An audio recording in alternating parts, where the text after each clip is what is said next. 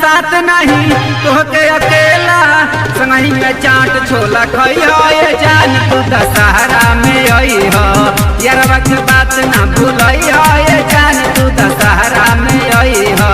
संगही में चाट छोला खइया ये जान तू दशहरा में आई हो।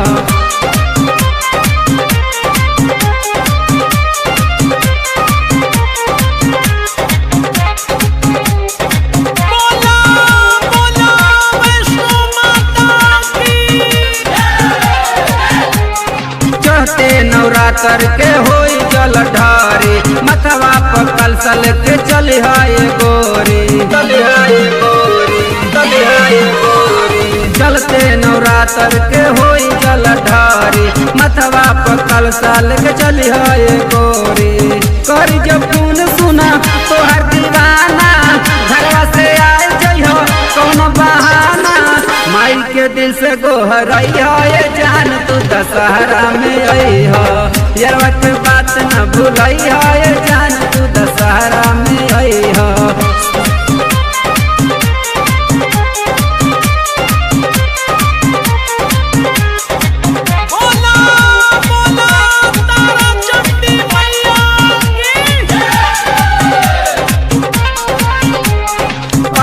दशहरा में छुट्टी लेके आई जहाँ जहाँ कहबू जान तोह के घुमाई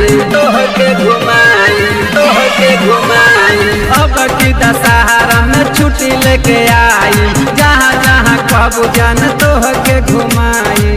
मैया पूरा है तोहर मनवा के साथ हो घूम घूम खैया दुर्गा मई के प्रसाद हो सुतल भगिया जगई है जान तू दशहरा में आई हो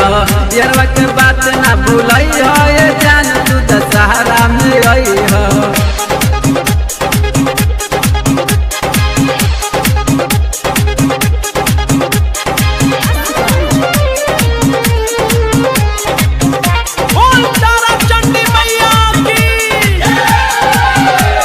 छपरा भूमि हसीमान हो महावीर मजनू के रानी तू ही जान हो आरा बनिया छपरा भूमि हसीमान हो महावीर मजनू के तो बड़ू जान हो रहू रसीला सरो बबुआ विकास हो बन को रानी तू मनवा उदास हो सोनू के सपना पूरई हो ये जान तू दशहरा में आई हो यारवा के बात ना भूलई हो ये जान तू दशहरा में आई हो छोड़म ना साथ नहीं तोहके अकेला संगही